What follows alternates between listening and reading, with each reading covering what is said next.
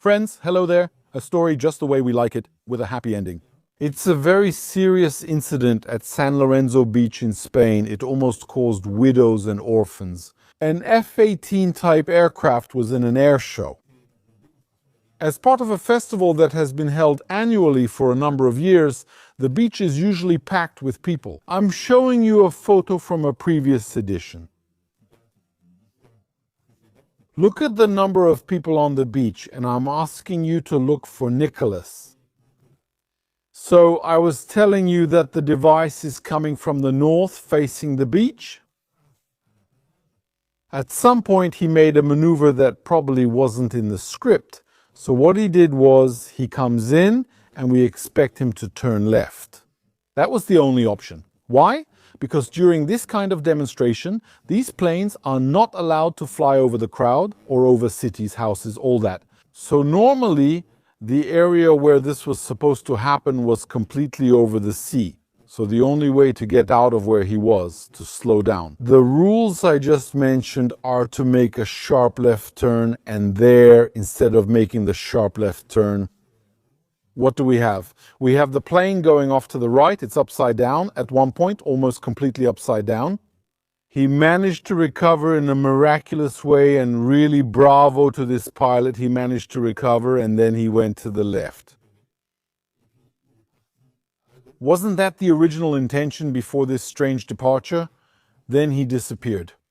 If this aircraft hadn't been able to recover in this way, it could have either end up in the water or, in a more dramatic alternative, end up on the beach, causing the widows and orphans I mentioned at the beginning of this video. So what happened then? The Spanish army released a statement, and this statement is problematic for more than one reason. First of all, here's what it says. Our pilot acted normally. He wanted to avoid the birds. Indeed, there were birds, and birds always pose a danger for this kind of low-altitude operation. Nothing new then. There were birds, seagulls in particular. He wanted to avoid them, and so he just followed his training. It has nothing to do with it. Of course, this version doesn't hold up. The other detail that undermines the credibility of this statement is when they say, "We trained our pilots to react in milliseconds." I'd like them to show us how pilots in Spain are trained to react in milliseconds, which generally exceeds the response capacity of a normal human being. So there you go, and then their elite pilots go, etc. So, as I was saying, what's happening here is that it's a statement to calm the public a little bit. All the more so, I'm telling you, by the way, according to the information I have from contacts in the Spanish Air Force, the pilot was still questioned by Brother Ponce. So it wasn't something normal, it wasn't something that was clean or planned. And actually, even if we follow their logic and say they wanted to avoid the birds, how does a plane that is already flying at low altitude try to avoid birds by diving toward the ground? It makes absolutely no sense to fly upside down at very low altitude in a place where there are people. Just to avoid birds, I mean, hit them, the birds, fly into them. We can understand that birds are a problem and all that, but it's less of a problem than crashing into the crowd or hitting the ground. All right, so here there's something that absolutely doesn't make sense, strictly speaking. He could have avoided the birds from above, I get that, but they used another image that was in the minds of a certain audience. It's that about 15 days ago. There was an Eurofighter in Spain that actually hit some birds. It crashed into a seagull. And actually, there were some spectacular images circulating at that time, with the canopy broken, so literally there's a side canopy and there's a big hole instead. You can imagine the pilot covered in blood, feathers and all that, so you can really see that this plane took a beating. So there you go. You can actually use that memory by saying, well, there you have it. This pilot tried to avoid the same thing. It makes absolutely no sense. So it's very... And I would say 99% sure that this action, this move the pilot made or the whole maneuver wasn't intentional. It was something unintentional. So that basically leaves us with two options. One option is when you want to do this kind of maneuver or demonstration, when you want to make a left turn, for example, if he wants to bank the plane 90 degrees to the left and go, there are two options to do it. One way is to bank 90 degrees left and go. The other option, to reach the same 90-degree left bank, you can turn 270 degrees to the right. That indicates a right turn. And what's nice about this maneuver is that it kind of tricks the audience a little. You see the plane turning right, so it starts a tight right turn. It appears to go right, but it actually exits left, making a 270-degree turn. So potentially, we can say that, for example, one of the causes is that the pilot wanted to start such a maneuver. So he says to himself, I'm doing 270 degrees to the right. The problem is that once he goes upside down, something goes wrong. That means he feels he didn't have enough speed, that he didn't prepare the entry into his maneuver properly. Then he sees the sea, flying low and feeling like he's heading straight for the water. So at that moment, he aborts his maneuver. And that's what causes that really ugly takeoff, with the plane veering to the right, then coming back. But that wasn't intentional. He attempted a maneuver, but aborted it, so that's one possible explanation. I'll show you during editing a maneuver performed by an aerobatic plane. And actually, you see it going in one direction, you see it going in one direction, then it goes in the other. That's exactly the kind of thing he might have wanted to do. The other option, option B, is maybe a completely uncontrolled takeoff. Why? Because we have a plane coming in, its flaps are down. There are some close-up photos. We can see that its flaps are down, so its flaps are down. It's an aircraft that's controlled by two flight control computers, two FCCs. So what we have in this aircraft is like an Airbus. We have a C-star type law, which means we have a flight control law, so it's fly-by-wire controls. So if you want, the pilot has the control stick in front of him, but this stick isn't actually connected to anything mechanically in the end. So there are two computers, which are called quadruply redundant, that will take the pilot's commands. And then they will act on the aircraft through 12 movable surfaces and will arrange to mix the movable surfaces. To make this aircraft controllable, aggressive, and to give it its flight characteristics, the F-18 without an onboard computer. If, for example, we considered adding cables and such, how would that affect aerodynamics? Aerodynamically, it's a neutral or slightly unstable aircraft. All right, but then we're going to add the software, we're going to add the fly-by-wire controls, which will manage it. Just a simple example to show you the kind of things that fly-by-wire controls can do. For example, when you see it taking off from an aircraft carrier, well, you have the two rudders. It has two rudders, right? Do you see both of them folded inward? That's not controlled by the pilot. It's not the pilot who, through the pedals or anything else, has a special button to do that. He's going to pull on the stick, and what will happen is that if the plane's speed is slow enough, well, since the rudder controls are tilted, what we're going to do is rotate them. So it's actually the onboard computers that will decide that they'll take both control surfaces and rotate them inward, so that if you look, they'll come in to help. The elevator, that means because they're going to create a vertical vector that will push down on the back of the plane. So you see that in this case, we have the rudders that can act as elevators during certain phases of flight. So that's something that's not consciously managed by the pilot, but it's the system, it's the computer system that will handle it. So this plane is capable of flying slowly, as we can see south of San Lorenzo Beach, but it's also capable of reaching Mach 1.8. So it's a very versatile aircraft, and for this versatility, you need this fly-by-wire control system. Now, why am I describing this? I'm not just describing it for no reason. There's a reason behind it. It's the same system that's on the Airbus. It's actually the so-called STAR law. It's open source, developed long ago and described so anyone, civilian or military, can use it in their aircraft. So if we look at the F-18, this high-speed law, it's going to command, it's going to control the jets. That means the force the pilot applies to the stick will be translated into the number of jets. The more he pulls, the more jets he'll get. After that point, the plane can't go further. The flight control system prevents this to avoid damaging the plane. We'll discuss it more soon. And if the plane is slow, it will be more of an angle of attack control.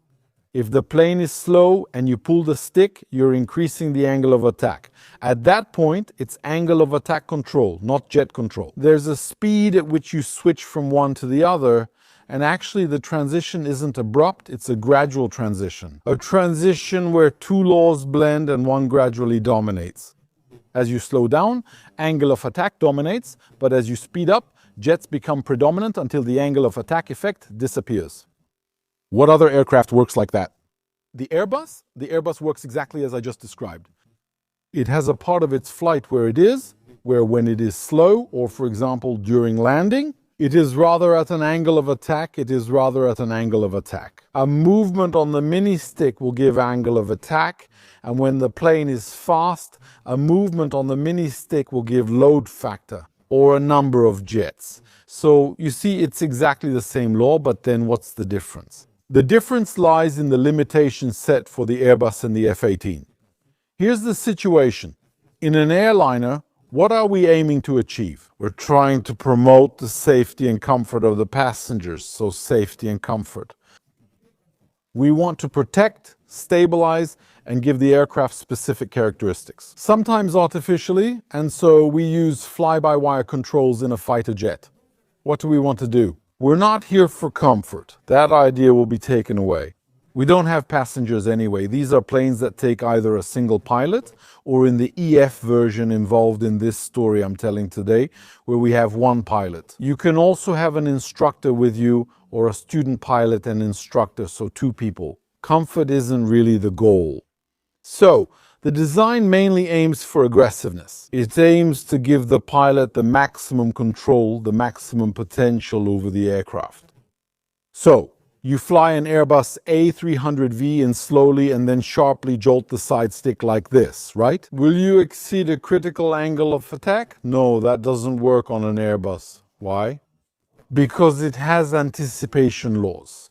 If it sees that the plane is pitching up too quickly, it will actually lower the critical angle of attack that it will reach.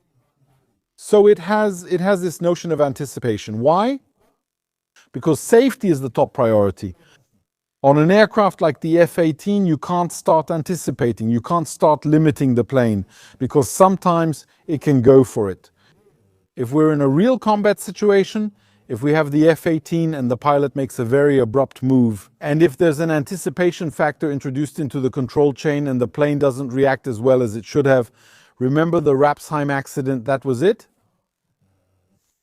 There was Commander Haslin who pulled sharply on the mini stick. And this introduced a damping factor into the system, into the control chain.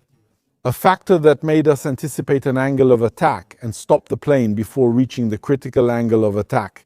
In this case, the aircraft hit the forest, but as I explained in my video, it wasn't at the critical angle of attack. It still had 2 or 3 degrees left to add. Now let's return to the F-18 story. What I've been trying to tell you all along is that, since the F-18 is designed for maximum aggressiveness, even though it has fly-by-wire controls, there are override possibilities, yes, that don't exist on Airbus. Override means that if the pilot is too rough or at the edge, action can be taken. He can exceed the number of allowed jets, so he can do what's called overg. He can go beyond the number of allowed jets, so overloading this plane. In the same way, he can stall an Airbus in normal law. You can do whatever you want. It's very hard to stall it, maybe even impossible. I wasn't able to stall an Airbus in the simulator, but with an Airbus, it's possible to make it stall. Because the fly-by-wire control law, once again, is much more permissive than the same law used on Airbus, which has higher safety factors. I'll provide a document in the video description, and this document, quite simply, You need to go to page 467, which I've printed out, right? It's a 1,000-page document about the F-18. We're going to the flight characteristics, fly characteristics, and then that's it. We'll look at paragraph 111.1. It's very simple. They clearly explain that if you're in this plane with the flaps extended, which is the case. So the flaps are extended either half or full, so they're either halfway or fully extended. In this specific case, the flaps are extended. High maneuver. He wants to do it at low speed, obviously, because there are people in front. He can't enter at Mach 2 because if he does, what will happen? He would never be able to make that left turn he intended to do. He would end up crossing the city, flying over the city. So it's a maneuver. Even if, to the naked eye, he looks like he's going fast. We're going to say that he's actually very slow. So his flaps are out, he's very slow. And what the system explains here is that if ever there are two abrupt movements on the control stick at high angle of attack, it's possible to have a stall, exactly, to have instability, and the plane can tip over, especially if it has an asymmetry, if, for example, it's more loaded on one side than the other, for example, more fuel, or a weapon system, or a pod, or no matter which side, the plane can tip over. And if we look at the images a little, what will we notice? We'll notice that our plane is coming in. And there's a simultaneity, well, not even a simultaneity. It's a succession of very rapid events. The plane pitches up and then it veers to the right. So we've already seen this kind of loss on civilian planes where you literally have the control stick. When you pull the control stick, you tilt the plane. It seems pretty crazy, where the angle of attack is going to control the tilt. Why? The plane isn't tilted at first, it's horizontal. But actually, if the plane isn't flying, perfectly symmetrical, but if there's a little push on the rudder, or if one fuel tank is heavier than the other, and we're flying very slowly and pulling a bit on the stick, what are we going to do? Well, at that point, we might have a wing that stalls and then the plane will drop to one side. Here's what happens. The plane veers to one side. From outside, you'll see the nose pitch up slightly, then the plane moves sideways, which is pretty much what we see. So, potentially, it could be this story that's widely documented in L's manuals about this aircraft, where he probably was. Maybe it means that at some point he pulled a little too sharply on the stick. While the aircraft has a high angle of attack, it banks. And what he does is push the stick all the way forward to recover, to lower the angle of attack, and he recovers his plane. At one point, you can actually see there are small spoilers. There are small spoilers that have two positions, 0 and 60 degrees. They are controlled by the fly-by-wire control system. In some cases, if, for example, the angle of attack is too high, if we're in a situation where we call them leg spoilers. If the angle of attack is too high and the pilot pushes the stick all the way forward, it can deploy to help the aircraft lower its angle of attack. And that's what we see at a certain point. If you watch one of the videos, there are several circulating. Well, there's a moment for just a fraction of a second. Honestly, it might be on just 1 or 2 frames where you see something rising above the aircraft. So it's probably the fly-by-wire control system that decides to raise one of those spoilers. I've given you 2 possibilities. There could be a third or fourth. In reality, we'll never truly know, because the Spanish military doesn't have a tradition of publishing. In the past, they've lost planes of this type and others, and they don't have a tradition of publishing detailed reports or anything like that. So, will we ever really know what happened with this plane? Honestly, we probably won't. So that's it. Everyone is betting their money on a thesis, on a theory. And that's it. Thank you for watching this video until the end, and thanks to those who support this channel on Patreon. Without them, it never could have existed. With a channel like this, we really can't have that. An airline coming to sponsor Aldo Sterone, Aviation, and like I tell you, here you go, this airline travel without any trouble. Thank you, my friends, and I'll see you in the next one.